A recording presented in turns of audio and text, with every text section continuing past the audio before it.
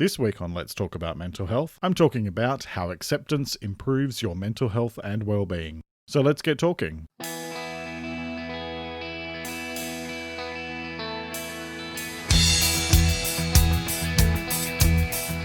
This is Let's Talk About Mental Health, a weekly podcast about mental health and well-being, hosted by Jeremy Godwin. Let's talk about mental health, because the more we talk about it, the easier it gets. Hello and welcome to episode 36 of Let's Talk About Mental Health, the weekly podcast about improving your mental health and well-being. I'm Jeremy Godwin, thank you for joining me. This week I'm talking about acceptance. I'll be discussing the role of acceptance in good mental health, the difference between self-acceptance and acceptance of external events, and why both are important, how to get better at accepting yourself for who you are, and how to develop greater acceptance of external circumstances. So let's talk!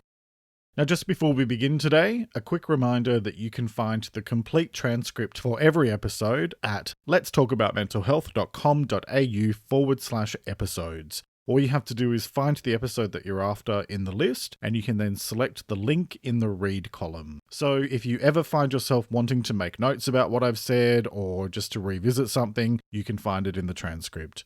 You can also sign up for free at letstalkaboutmentalhealth.com.au/subscribe to have new posts land in your inbox every week, so you can read each new transcript at your leisure. Okay, on with this week's episode. Last week in episode 35, I talked about insecurity, and one of the main points that I made was that we can find greater peace of mind in accepting things as they are, rather than resisting or wishing that circumstances were different, since the past cannot be changed, and instead choosing to approach things more rationally and objectively so that we can have a better chance of success in terms of improving the situation. Now, the notion of acceptance is something I talk about a lot in Let's Talk About Mental Health, and very often our suffering can be directly related to the degree to which we resist the truth of what is. In other words, instead of getting hung up on how you ended up wherever you are, since that's a futile waste of energy, because you are where you are right now, whether you like it or not, peace can be found in accepting the present as it is, and then working from that point to create a better future. This is realistic optimism in action, because it means that we have an accurate assessment of our current reality, but we know that with time, effort, and perseverance, we can improve things and we can grow. I know, this is some pretty seriously philosophical stuff, right? Let me give you my own recent example around acceptance, which is either going to make you laugh or roll your eyes.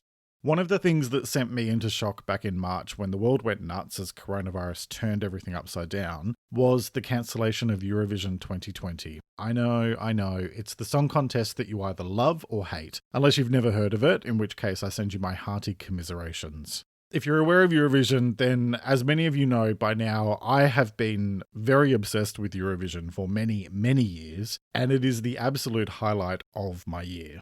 So when it was cancelled for the first time ever this year, there was already a lot going on in the world, obviously. Plus, I've spoken to you before about the fact that at the time my cat Pushka was very sick, and it was just all this stuff, and it just added to this tailspin that I was already in, as I'm sure many of you were.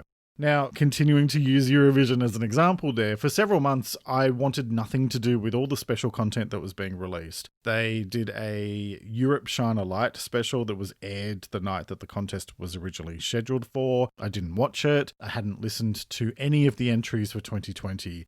In short, I kind of went into this denial mode on a whole bunch of things, and this was one of them. About a month ago, something shifted, and I found myself finally able to lean into acceptance more. And not long after that, I listened to the entries for Eurovision 2020, and I watched the special, and now not a day goes by where I'm not listening to my favourites. In fact, when I wrote the content for this episode, I was actually listening to entries from 2020. It was actually the Iceland entry, Think About Things, and yes, I do think it would have, or should have, been the winner this year. Anyway, I digress. My point, if I have one, is that until we're able to reach a point of accepting things as they are, instead of pretending that it's not happening or resisting the truth, then we're not able to make our peace with circumstances.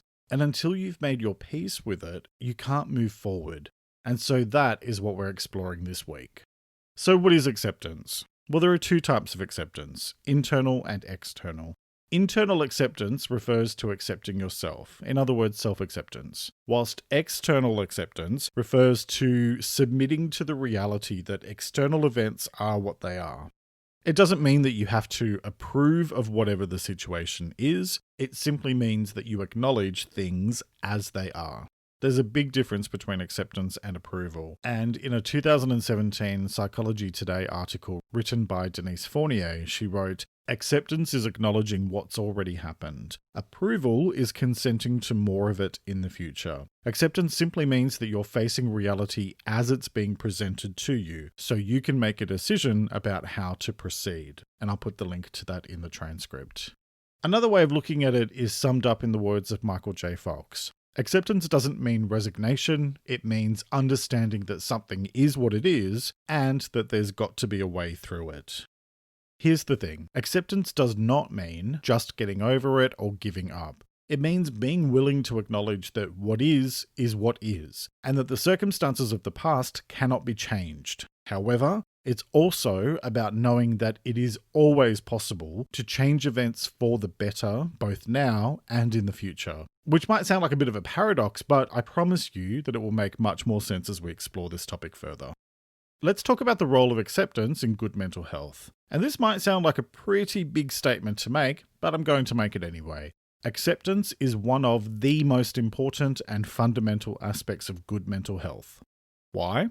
Because the opposite of acceptance is resistance. And resisting is really important when it comes to human rights violations and social injustices. But when it comes to your mental health, all that resistance does is create additional unnecessary suffering. Life is full of challenges, and to live means that we will each experience the whole spectrum of emotions, from the great through to the painful. We human beings have a tendency to focus more energy on the negative, which is why it can be really difficult to let go when we're suffering. And this is where a focus on building your ability to accept things as they are can then help you to focus your energy on moving forward, rather than weighing you down and increasing your suffering. Acceptance forms the foundation of many different spiritual and philosophical belief systems. For example, the second noble truth of Buddhism is desire is the root of all suffering, and that perfectly describes lack of acceptance. In other words, wanting reality to be different to what it is, or just ignoring reality. Think about a recent political example, and I don't usually bring politics up in here, so to be clear, I'm commenting on the situation that occurred and looking at it from an external perspective, and I'm not discussing, whether I agree with the event or not. But let's talk about Brexit. When the result of the vote was declared, there was an absolute uproar, followed by demands for a second vote, etc., etc. There was so much energy that was wasted fighting against accepting the reality of what had happened in order to then move forward. And it's an extreme example, but I bring it up because so often we can find ourselves wishing for a do-over and playing the what-if game, where we imagine how things might have turned out differently, especially when we're not happy with the result of something. But life doesn't work like that. There are no do-overs. Now that doesn't mean that we don't use our voices to demand better, but we also need to be realistic and deal with things as they are.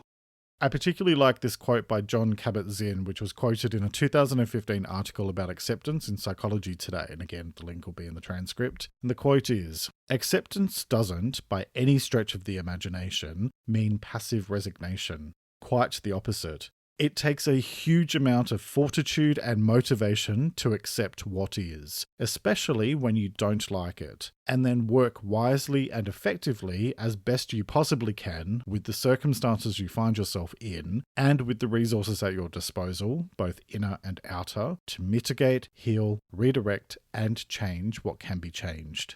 And again, the quote will be in the transcript. Here's the thing about acceptance. Acceptance isn't about giving in or giving up. In fact, acceptance takes courage, and it is quite possibly the bravest thing that we can ever hope to do in the face of adversity. In that article by Denise Fournier that I mentioned earlier, she also wrote, "Failing to accept reality creates suffering where there's already pain. It creates confusion where there can be clarity, anguish where there can be peace. We don't accept things in order to change what's happening, nor do we do it in order to feel better about it. We accept because it is the only logical thing to do." Whatever is happening is happening. Whatever occurred already occurred. We embrace reality because it's already here, right now, and resisting it won't make it go away. Again, the link for that is in the transcript. Changing the way you think about things is not impossible, but it's also not easy. It takes time, effort, and perseverance. Why bother then? Well, because it's worth it, and it helps you to grow. And with that in mind, let's get into the how-to part of this week's episode. Let me just make a note here that I mentioned 2 types of acceptance earlier, self-acceptance along with accepting external events, and I'll be touching on both in the how-to part. So let's start with self-acceptance. How do you improve your self-acceptance? Self-acceptance goes hand in hand with self-esteem, and that's something that I'm going to be exploring further in its own future episode of Let's Talk About Mental Health, and I have touched on a few related subjects in the past. Here are a few important things for you to consider when you're working on improving your self-acceptance. The first is that the way you talk to yourself matters, and that's why I covered it back in episode 9, self-talk. So be conscious of speaking to yourself and thinking about yourself in a positive way. My general rule of thumb is if you wouldn't say it to your elderly grandmother, then it has no place in the dialogue that you have with yourself. Check out episode 9 for more about self-talk and mental health. The next point is remember that you have value no matter what. You are worthy, you matter, and you have something to contribute to this world. The thing is, if you do no harm to yourself or others, if you are kind to yourself and others without taking any shit, and also if you give more than you take from this world, then you are a decent person. And if we all focused on being decent, this world would be a much better place to live. So instead of getting hung up on all of these other things, if you can focus on achieving those 3 things, no harm, kindness, and giving more than you take, then that makes you somebody who has value no matter what. Now the next part of that is to accept that you will make mistakes. And if you make mistakes, that's okay. Mistakes are learning opportunities and they're how we grow, how we evolve. I talked about mistakes all the way back in episode 2 of Let's Talk About Mental Health, which is practically a lifetime ago now. And I did so early on in the run of this show because the notion that learning to be okay with our mistakes and forgiving ourselves is another one of the most fundamental and foundational aspects of good mental health and well-being. As I said back in that episode, learn from your mistakes and be kind to yourself, and then accept it and move forward. Everybody makes mistakes. Another thing to consider when it comes to your self-acceptance is that other people's opinions are not facts, they are opinions. So don't let what other people think hold you back from being the best version of yourself that you can possibly be. I talked about opinions back in episode 21, and I would encourage you to explore that episode if you haven't already been across it. But at the end of the day, what other people think of you is none of your business. Again, if you're focused on doing no harm, being kind, and giving more than you take, to hell with what other people think. An extension of that is to know your strengths and all of your positives, and to make the most of them. And at the same time, know your weaknesses and all of those things that are learning opportunities for you, and then make conscious effort to be a little bit better every day. Another way to focus on building greater self-acceptance is to listen to yourself and to trust your instincts. As Lao Tzu said, at the center of your being, you have the answer. You know who you are, and you know what you want. And if you're dealing with mental health issues and self-acceptance is a sticking point for you, don't go it alone. Work with a professional, so a counselor or a therapist. And you might also find it worthwhile to get self-paced tools that work for you. For example, there's a good book, Self-Acceptance, The Key to Recovery from Mental Illness, which is by Asher and Hastings. And it's a practical workbook for groups and individuals that was published back in 2015. And it's available in print and ebook. But it's an actual workbook that you can go through that helps you to focus on self-acceptance and increasing that self-acceptance. So whatever it is, work with a professional and or find self-paced tools that work for you. So moving on from self-acceptance, and as I said, I'll be exploring self-esteem in a future episode in a few weeks' time. Now I'm going to move on to how to get better at accepting things as they are, and this is realistically the main focus of today's episode. So when it comes to dealing with things, make a choice. Do you want to feel stuck, or worse yet, dragged down by circumstances and events? Or do you want to feel positive about your life and to have as much control as you possibly can? given the reality that there will always be many things that are outside of your direct control. In the words of William James, acceptance of what has happened is the first step to overcoming the consequences of any misfortune. Let's use coronavirus as an example. That's a live example that many of us can relate to at the moment, given that this is going out in July 2020. There are many who continue to fight against coronavirus in the sense of not accepting the reality of what is going on or airing their grievances about the behaviours of others, individuals, the government, whatever. But what does all of that do? The virus doesn't give a shit about politics or, what you think about people or any of that nonsense. It's just spreading like any disease does. There's so much judging and finger-pointing going on, which is leading to even more extreme behaviour, as now people protest about having to wear face masks or complaining that the economy should be prioritised over public health and safety, or don't even get me started on the conspiracy theories, but anyway. You can get caught up in all of this and the feelings that it triggers for you based on your individual beliefs, or you could approach this situation with an acceptance mindset. Things are as they are, and no amount of fighting or finger-pointing is going to change what is. So then what do you do now? Do you continue to waste your energy on the problem? Or do you accept things as they are and become part of the solution? There's only one smart choice in any situation, especially a crisis like this. Focus on yourself and your contributions rather than what other people are or aren't doing. Accept things as they are, and do what is within your control to make things better. By all means, join the chorus in terms of demanding fairness and kindness to all in terms of medical attention and financial support, etc. But don't let that be an excuse for then getting into arguments with people whose belief systems are fundamentally different, because you are never going to convince someone to change through arguing. It is up to you to accept that fact and focus on what you can do instead, which is to be positive, to accept things as they are, and to contribute to change by focusing on what's within your own direct control. Look, the thing with acceptance is it takes work. It doesn't just happen because you decide to flip a switch one day. Acceptance takes conscious effort. Now, you can do this by cultivating greater self-awareness in terms of how you instinctively react to situations, and then do the work to build and maintain a positive mindset. And that's something that I discussed back in episode 31. So I would encourage you to go back and hit up that episode 31, for more about building and maintaining a positive mindset. More broadly speaking, for all of us, there are lots of things we can do. We can engage in activities that support acceptance by doing things that make for a better today and tomorrow, rather than fighting about what happened yesterday, because the past cannot be changed. So no matter how hard you resist that truth, it is what it is. It's happened. Further to that is focusing on relationships that promote acceptance. If you're around negative people all the time, it's virtually impossible for that not to rub off onto you. You can't change other people. Instead, you can choose to be around people who have a positive mindset and who embrace acceptance. Yes, that's hard, especially if that means spending less time with people who you love because of their negativity. But you have to decide what's more important to you, the relationship or your peace of mind. Sometimes you just cannot have both, and we need to accept that fact.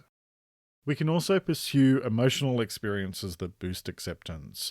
Let's focus more on can instead of cannot, on will instead of won't. We can say yes to opportunities more often and say no to things that take away from your sense of peace and calm. All of that creates more acceptance. And it's also about changing what you can and letting go of what you cannot. Sometimes that means having to change the way that you look at things that are outside of your control. And sometimes, like I said before, that means having to walk away completely. You can practice acceptance daily in the big things, and you can also do it in the little things. Are you running late due to traffic? Let go of what is beyond your control and focus on what is. Find refuge and joy in the little moments. And it's those little moments that are what really matters in life. And once you embrace that mindset, it changes how you choose to exert your energy. It encourages you to think more about acceptance rather than focusing on the negative. By extension, choose to consciously practice acceptance of others. Now, this is one that I haven't really explored too much as part of this topic, but let me just say that when you judge other people, it's the opposite of acceptance, and it's damaging to both them and to you. Now, I'm talking about actual acceptance here, not tolerance. There is a big difference between acceptance and tolerance, and I for one am not prepared to settle for just being tolerated because that's not true equality. This is a much bigger topic for another episode, but suffice it to say that equality and acceptance go hand in hand. I always talk about do no harm to others and to yourself, and part of that is accepting that if other people are doing no harm, then just let them get on with it. Anyway, moving on. Now, because I always talk about prevention is better than cure, there are many things that you can also do every day that will help to build a more positive mindset and, by extension, to build greater acceptance. And I talk about these ones a lot. They are things like mindfulness practice, so slowing down and being aware of the present moment. That doesn't mean that you need to have some great big production. You can simply spend 5 minutes sitting quietly, being mindful of what's going on in the moment. Also, gratitude practice. And again, that doesn't need to be a great big production. That can simply be spending a couple of minutes each morning or each evening to think about what it is that you appreciate in life. Breathing exercises, they help to center you, they bring you to the present moment, and they can be done in the space of a minute or two. And journaling. You can journal to deal with things or to process through things that you're struggling to accept, or you can simply focus on just getting your feelings out and letting go of things. It's worthwhile getting professional assistance to help you develop a greater sense of acceptance when it comes to external events, especially if that's something that you might struggle with. See a counsellor or a therapist weekly or fortnightly to help you work through practical ways to build greater acceptance, especially for events that are outside of your control. Because when it comes to acceptance, what it all boils down to is this. There are so many things in this life that we have absolutely no power over, other than how we respond to them. And when we spend too much time focused on what we can never hope to change, we create unnecessary suffering for ourselves. You will never be able to avoid negative stuff because it's inevitable in life. But what you can do is accept things as they are, rather than wasting your energy resisting reality. Instead of focusing on the negative, that energy can be more effectively used to focus on what you can do today to make things better in order to create a much brighter tomorrow. That's nearly it for this week. Each week I like to share a quote about the week's topic and encourage you to take a few moments to reflect on it and consider what it means to you. This week's quote is by James Baldwin, and it is, "Not everything that is faced can be changed, but nothing can be changed until it is faced." Let me repeat that. Not everything that is faced can be changed, but nothing can be changed until it is faced. Alright, that's it for this week. Next week, I'll be talking about growth. I'll be discussing the role of personal growth in living a better life and exploring ways that you can incorporate a growth mindset into your day-to-day living. I hope you'll join me for that episode, which will be released on Monday morning in Australia and New Zealand, Sunday evening in the UK, Ireland and Europe, and Sunday afternoon in the US and Canada. You can find past episodes and additional content at the website, which is letstalkaboutmentalhealth.com.au. That's letstalkaboutmentalhealth.com.au. You can also find Let's Talk About Mental Health on Instagram, Facebook, and Pinterest at LTA Mental Health. That's at LTA Mental Health. If you liked this episode, please take a moment to leave a 5-star review on your podcast platform of choice and tell someone that you know about the show, because word of mouth really helps new people to discover the program. Thank you very much for joining me today. As always, look after yourself and make a conscious effort to share positivity and kindness out into the world, because you get back what you put out. Take care and talk to you next time.